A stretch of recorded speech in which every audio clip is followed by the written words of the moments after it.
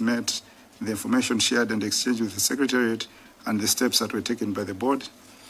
And the second matter was whether the board proceeded notwithstanding any advice, caution, or directives issued by the Registrar of Financial Institutions and the justification for such action. We'll detail the process and the engagement we've had with the RFI.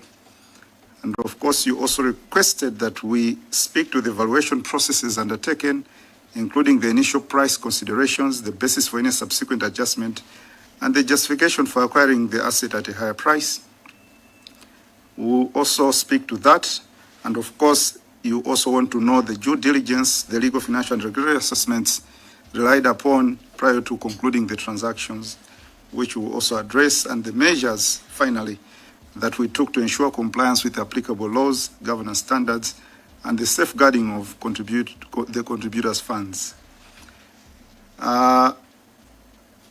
These are the areas that you addressed, and for us, while these are the matters which you brought to our attention, we'll be dealing with this matter by also looking at the chronology of events, and we'll start from 2022 because that's when our investment strategy came into place that identified the hospitality sector as one of the key areas where we would actually put the investment for our members.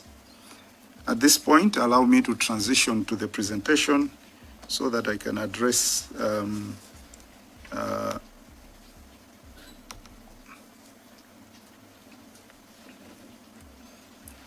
few foundational matters that will be relevant for purposes of understanding where we're actually coming from. I'll be quick because I believe that this information is also something which has already been shared before. I